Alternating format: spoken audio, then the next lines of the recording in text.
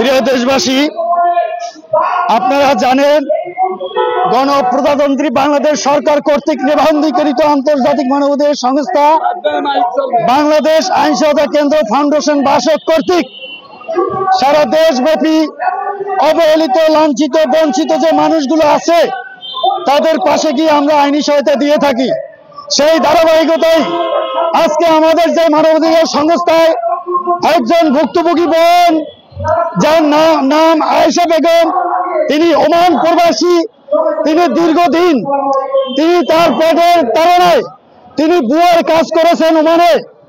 তার সেই দুর্বলতার সুযোগে সুনামগঞ্জ দোয়ারা থানার ইদুকোনা গ্রামের নিবাসী জনাব আসগর আলী সাহেব, তিনি তার দুর্বলতার সুযোগ নিয়ে তাকে বিবাহের প্রলোভন দেখিয়ে 11 লক্ষ টাকা সহ টাকা আত্মসাৎকারী ধর্ষককারী সেই আয়েশা বোনকে ধর্ষণ করেন এবং তার বারবার ব্রণ নষ্ট করে তিনি বাংলাদেশে চলে আসেন।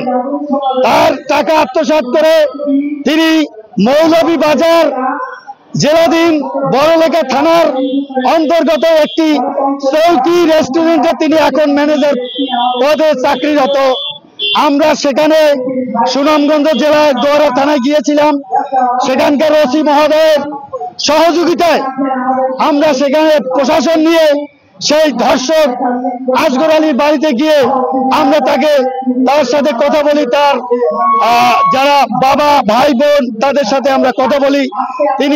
আমরা জানতে পারি তিনি বড়লেখা থানা মৌলভীবাজার জেলায় তিনি আত্মগোপনে আছেন।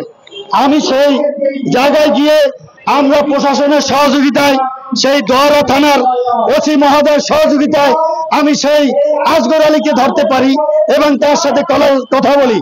তাকে যখন আমি আমার সংস্থার পরিচয় দেই এবং আমি তাকে বলি যে মেডিকেলে আপনি দোষী, আপনি তাকে ধর্ষণ করেছেন, তিনি অকপটে স্বীকার করেন এবং যেই 6টি রেস্টুরেন্টের মালিক তিনি জামাতের নেতা এবং দোকানকার স্থানীয় যে জামাতের রোকন আছে তাদের সাথে আমি একাধিকবার আলোচনা করি।